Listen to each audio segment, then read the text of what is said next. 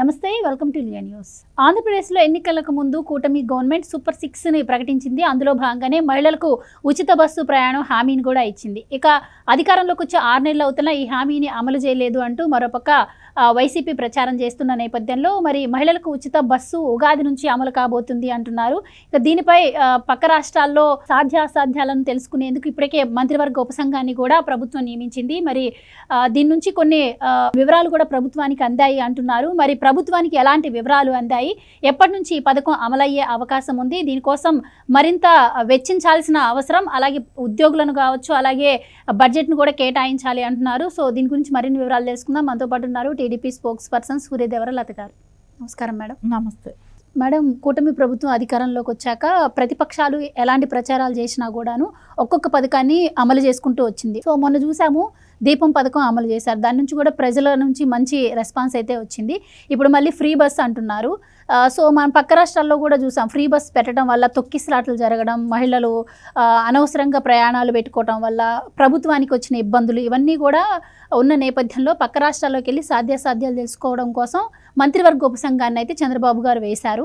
So ఆ మంత్రివర్గ ఉపసంఘం నుంచి కొన్ని సూచనలు ప్రభుత్వానికి అందాయి అంటున్నారు. ఎలాంటి సూచనలు అందాయి, ఎప్పటి నుంచి ఈ పథకం అమలయ్యే అవకాశం ఉంది? అంటే యాక్చువల్లీ నారా చంద్రబాబు నాయుడు గారు ఈ జనవరి నుంచే కూడా పెట్టడానికైనా ప్రిపేర్గానే ఉండేవాళ్ళు. ఎందుకంటే అక్కడ బస్సులు లేవు. బస్సులు అనేది గత 5 ఏళ్ళుగా కూడా ఏ బస్సు కూడా కొన్నది లేదు. సో బస్సులు అనేది చాలా వరకు తక్కువ ఉన్నాయి. రోడ్లు గుంతల మూలాన కానివ్వండి, రోడ్లు సరిగా లేకపోవడంతో ఉన్న బస్సులు డ్యామేజింగ్లో కానివ్వండి, ఇంకా డ్రైవర్స్ అనేవాళ్ళు తక్కువ ఉండటం, సో వాళ్ళని కూడా పెంచాల్సిన అవసరం ఉంది. అందుకు కానీ ఇప్పుడు 3000 బస్సులకు పైచలకే ఆర్డర్ తెప్పించుకోవాలి, ఎలక్ట్రికల్ బస్సులు పెట్టాలి. ఇవన్నీ కూడా ఒక ప్రతిపాదన అనేది ఉంది. ఎందుకంటే ఇప్పుడు ఉమ్మడి జిల్లాలకి వెళ్ళటానికి ఒక సర్వీస్ అనేది కల్పిస్తున్నారు మహిళలకు ఉచితంగా. సో దాని మూలాన కొంచెం జనాలు బయట తిరగటానికి కూడా ఎక్కువ వెళ్తుంటారు. ఫ్రీ బస్ అన్నప్పుడు కొంచెం పనులు చూసుకోవటానికి ఒక రోజు వెళ్ళి 2-3 పనులు చేసుకోవటం కన్నా రోజుకో పని చేసుకుందామని కూడా వెళ్ళేవాళ్ళు ఉంటారు. సరే అలా వెళ్ళినప్పుడు బస్సులు అనేది తక్కువ ఉన్నప్పుడు ఇబ్బంది పడతారు. సో జనాలు తోపులాట్లే కానివ్వండి, తొక్కిసలాట్లు జరగటం ఇవన్నీ కూడా ఉంటాయి. కొన్ని చోట్ల విలేజెస్కి బస్సులు ఉన్నవి కూడా తీసేశారు. అంటే గతంలో ఉండేటివి పల్లె వెలుగుని బస్సులు వెళ్ళేటివి, కొన్ని ప్లేసులకి బస్సులు అనేటివి తక్కువ ఉండటం మూలాన వెళ్ళే అవకాశం కూడా లేకుండా ఉంది. సో అందుకని బస్సులు కూడా ఫుల్ ఫ్లెడ్జ్డ్గా ఉంచి దానికి సంబంధించిన డ్రైవర్స్ని అందరినీ కూడా రిక్రూట్ చేసి వాళ్ళకి జాబులు పెట్టి, దాని తర్వాత అంటే మంచి బస్సులు అనేది ఎలక్ట్రికల్ బస్సులే కానివ్వండి, మంచి బస్సులు అనేటివి కూడా ఉండాలి. సో బస్సులు బాగోలేకుండా ఇబ్బంది పడటం అనేది కూడా కష్టం కదా. సో అందుకని ఇవన్నీ కూడా సెట్ చేసుకోవడానికి ఒక 2 months టైం పడుతుంది. అది కూడా కాకుండా రోడ్డు వ్యవస్థ కూడా మొన్నటి వరకు అది బాగోలేకుండా ఉండటం, ఆ రోడ్లు కూడా ఇప్పుడు అవన్నీ కూడా రోడ్లన్నీ వేయటం కానివ్వండి, ఇవన్నీ జరుగుతూనే ఉంది. అంటే ప్రాసెస్ లేట్ అవుతుందని అంటున్నారు, కానీ దాన్ని ఇప్పుడు ఒక ఉచిత పథకం ఇవ్వాలి అని అన్నప్పుడు దాని ప్రాసెసింగ్ అన్నీ కూడా చేయాలి కదా. సో రోడ్ల దగ్గర నుంచి, బస్సులు కొనటం దగ్గర నుంచి, దాన్ని డ్రైవర్స్ పెట్టడం దగ్గర నుంచి, పాత బస్సులు ఏమైనా మరమ్మతు చేయించాల్సినవి ఉండేటివి ఏమైనా ఉన్నాయా లేవా చూడటం కానీ ఇవన్నీ ఒక ప్రాసెస్. సో ఈ ప్రాసెస్ అంతా కూడా నడవాలి కదా. సో ఇవన్నీ కూడా అన్నీ సెట్ చేసుకోవటానికి కొంచెం టైం పడుతుంది. సో అందుకని ఉగాది నుంచి కూడా ఏదైతే అన్నారో నారా చంద్రబాబు నాయుడు గారు ఏదైతే చెప్పారో సూపర్ 6లో పథకాలు, అది ఇంకోటి కూడా అమలవుతుంది కదా. సో ప్రతిదీ కూడా ఇక్కడ సూపర్ 6లో ఏదైతే చెప్పారో అన్నీ కూడా ఒక్కొక్కటి ఆటోమేటిక్గా దాని అంతటా అది నడిచిపోతూనే ఉన్నాయి. కానీ నారా చంద్రబాబు నాయుడు గారు ఎప్పుడూ ఒకటే చెప్తారు, సంక్షేమాలు ఒకటే కూడా కాదు, ఆ సంక్షేమాలకి మనకు వనరులు రావాలి అని అంటే అభివృద్ధి కూడా జరగాలి ఈక్వల్గా స్టేట్. అంటే కొన్ని కంపెనీస్ రావటమే కానివ్వండి, దానిలో నుంచి వచ్చే ఇన్కమ్తోనే సంక్షేమాలు చేయటం అనేది మంచిది. జగన్మోహన్ రెడ్డి ఎలా చేసేవాడు, అప్పులు తెచ్చామా, కొంచెం పంచామా, కొంచెం ఆయన దాచుకున్నామా, ఇదే జరిగింది గత 5 ఏళ్ళగా. సో కానీ ఇక్కడ ఏంటంటే అభివృద్ధితో పాటు సంక్షేమ పథకాలు కూడా ఇవ్వటం జరుగుతూ ఉంది. సో ప్రజలందరికీ కూడా ఉగాది తర్వాత ఉచిత బస్సు అనేటప్పటికి అందరూ చాలా హ్యాపీగా ఉన్నారు. ఇంకోటి పక్క రాష్ట్రాలలో కూడా ఆల్రెడీ ఉన్నది కాబట్టి, అంటే ఇవి ఎలా చేస్తున్నారు ఏంటి అనేది కూడా ఒక కమిటీ వెళ్ళి చూడటం కానివ్వండి. సో వాళ్ళకు ఉన్న లాభాలు ఏంటి, నష్టాలు ఏంటి, దీని మూలన గవర్నమెంటు దీని మూలన ఎంత నష్టపోతుంది అంటే 265 కోట్లు ఒక నెలకి అవుతుంది. సో దీన్ని ఇది ఖర్చు పెడుతున్నాం వేరే ఏ రకంగా అంటే జనరేట్ అంటే దీని వచ్చే ఇప్పుడు ప్రస్తుతం రాష్ట్రం ఉన్న ఆర్థిక పరిస్థితుల్లో ఇవన్నీ కూడా రాష్ట్రానికి బడ్డనే అవుతాయి. సో ఒక పక్క సంపద సృష్టిస్తూనే ఇలాంటి పథకాలు ఏవైతే ఉన్నాయో వీటికి కేటాయించాల్సిన పరిస్థితి. అంతే కదా, ఖచ్చితంగా ఇది బర్డన్ కిందే అవుతుంది. కానీ అదే అంటాను, పక్క రాష్ట్రాల వాళ్ళు ఇచ్చారు అని అంటే వాళ్ళకి ఆల్రెడీ ఒక రాజధాని ఉన్న రాష్ట్రాలు అవన్నీ. సో ఇక్కడ ఒక రాజధాని కూడా లేదు, రాజధాని నిర్మించుకోవాలి. ఆర్థికంగా లోటు బడ్జెట్లో ఉన్న రాష్ట్రం.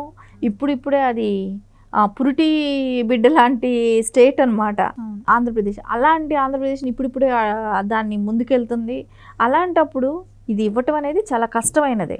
కానీ ఇంకొకరైతే చేయలేని పరిస్థితి. అది నారా చంద్రబాబు నాయుడు గారు ఉన్నారు కాబట్టి ఆయన ఎంత లోటు బడ్జెట్ అయినా ప్రజలకు మాట ఇచ్చాం, మాట తప్పకూడదు అనే ఒక ఉద్దేశంతో ఆయన ఖచ్చితంగా దీన్ని ఇవ్వాల్సిందే ప్రజలు. కానీ దానికి మనం వేరే విధంగా ఎలా మనం సపోర్ట్ చేస్తూ తీసుకురాగలుగుతాం ముందుకి అనే ఒక ఆలోచనతోనే ఆయన ఈరోజు ఏదైతే నేను మాట తప్పకూడదు అనే దానికి ఉగాది నుంచి ఉచిత బస్సు అనేది మనం చూసాం. పక్కా రాష్ట్రం తెలంగాణలో కావచ్చు, కర్ణాటకలో కావచ్చు, అంటే హామీల్లో భాగంగా ఇచ్చాం కదా అని చెప్పి వెంటనే అంటే దాంట్లో లోటుపాట్లు తెలుసుకోకుండా వెంటనే అమలు చేయడం వల్ల కూడా చాలామంది ఇబ్బంది పడ్డ పరిస్థితి, చాలా కొట్లాటలు, గొడవలు, తొక్కిసలాటలు జరిగిన పరిస్థితి. అండ్ ఆటో యూనియన్ వాళ్ళు కూడా స్ట్రైక్ చేయడం ఇవన్నీ కూడా మనం చూసాం. కానీ కూటమి ప్రభుత్వానికి 6 నెలలు కూడా టైం ఇవ్వకుండానే వైసీపీ ప్రచారం చేసింది, ఇస్తామని చెప్పి ఇంకా ఇవ్వలేదు. అండ్ ఇది ఒక్కటనే కాకుండా తల్లికి వందనం కూడా నీకు 15,000 అన్నాడు, నీకు 15,000 అవి కూడా అంటే కనీసం టైం ఇవ్వాలి కదా, ఇవ్వకుండా ఎట్లా మాట్లాడడాన్ని ఎలా చూడొచ్చు అంటారు? ఖచ్చితంగా నారా చంద్రబాబు నాయుడు గారు చాలా వరకు చెప్పినవన్నీ చేస్తూనే ఉన్నారు కదా. ఎక్కడ చేయలేదో చెప్పానండి, వాళ్ళు ఏం చేశారో చెప్పానండి. వాళ్ళు వృద్ధులకి పెన్షన్ ఇస్తానని చెప్పి ఎన్ని సంవత్సరాలు 4 సంవత్సరాలు పెంచుకుంటూ పోయారు. సో ఇక్కడ నారా చంద్రబాబు నాయుడు గారు ఏదైతే చెప్పారో అది ఇచ్చేశారు కదా, వెంటనే ఇచ్చారు కదా. ఆయన తొలి సంతకమే పెట్టారు కదా. వృద్ధులకి ఏదైతే పెంచుతానన్నారో అది అప్పటికే చెప్పేశారు. సో 3 సిలిండర్లు అన్నారు, అది కూడా అయిపోయింది. అన్నా క్యాంటీన్లు అన్నారు, అది అయిపోయింది. మెగా డిఎస్సీ అన్నారు, అది చేశారు. యువతకి ఉద్యోగ అవకాశాలు అన్నారు, అది నడుస్తుంది. ఏది చేయలేదు చెప్పండి. ఇంకా ఇసుక మీద ఉచిత ఇసుక అన్నారు. ఇంకా పాస్బుక్ల మీద మీరు పెట్టిన ఈ ఫోటోలన్నీ ఇవన్నీ తొలగించడం అప్పుడే డెసిషన్ తీసుకున్నారు.